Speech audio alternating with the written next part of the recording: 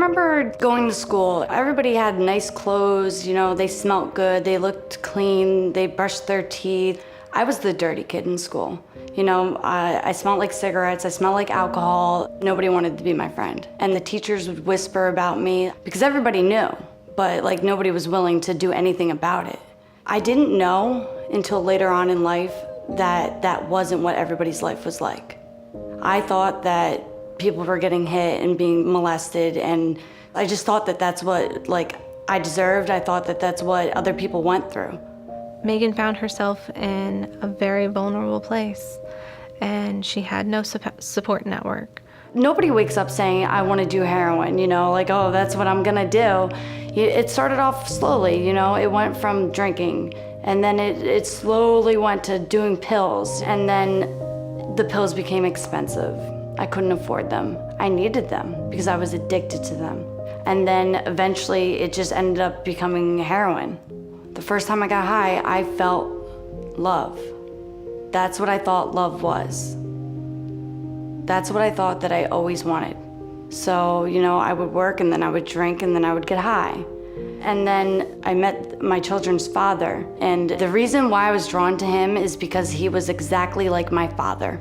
That's what I knew. I knew abuse, and I feel like sometimes like I feel comfort in abuse, and like I have a hard time dealing with adult situations. I don't know everything, and I don't feel like I'm like fully prepared. Megan had no positive role models to help her feel confident about the changes she wanted to make in her life. I lost my apartment, I lost my kids, I lost my license. I literally lost everything that I ever worked for. I had nothing left, I was broken. I just felt like everything was over. There was nothing I could do to make anything better, and that I should just kill myself, so I tried. I literally gave myself an overdose, and it didn't work. If that wasn't gonna work, what was?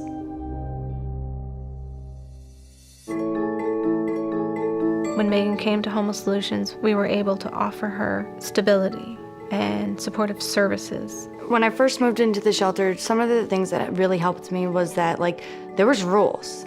I was held accountable. I had to be in at a certain time. Just the fact that they were very on top of me about what I was doing really helped me. For so many years, I couldn't even save $2,000 to get an apartment, but like I paid off thousands of dollars of debt. It's really cool. The life skills training that Homeless Solutions provides is really an important part of this end-to-end model. And for me, it falls into three categories: general parenting and cooking skills, and then secondly, financial skills, and then thirdly, career. And so it's an end-to-end model. And I think that has a much better chance of really making an impact on the community. Homeless Solutions has an emergency shelter, transitional housing, and the Mount Kimball Home for senior women of limited means, as well as numerous affordable housing units for graduates from our program as well as elsewhere to live independently. It's hard being a single mom. It's hard being able to take care of 2 children and yourself. On my own, I would have never been able to find housing whatsoever. Over the past 2 years, 100% of our guests, like Megan, have entered the transitional housing program, graduated, and gained their independence and obtained permanent housing upon leaving. Really, being here has taught me how to live and how to be a mom, how to do what I'm supposed to do.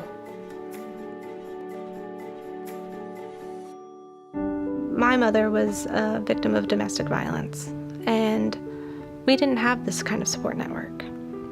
I lived in a closet as a child. When I come to the shelter and I see single women with 1 or more children looking for a safe place to be, I'm so thankful that we at Homeless Solutions can be there for them and can provide a place where they can be safe and they can get on their feet. They make the decision to make the changes. Homeless Solutions just helps them along the way. Without transitional housing, donors, and volunteers, I would not be where I am today. I don't even want to think where I would have been if that program wasn't there for me and my family at that time. Thank you for helping me and my kids stay together. Thank you for keeping us as a family. I don't know where I would be if I wasn't given an opportunity to live here. I don't know what my kids' lives would be like. I know that without living here, I wouldn't be able to afford to have them. And because of people like you, I'm able to have a family and to enjoy my children and to not have to worry as much as I did before.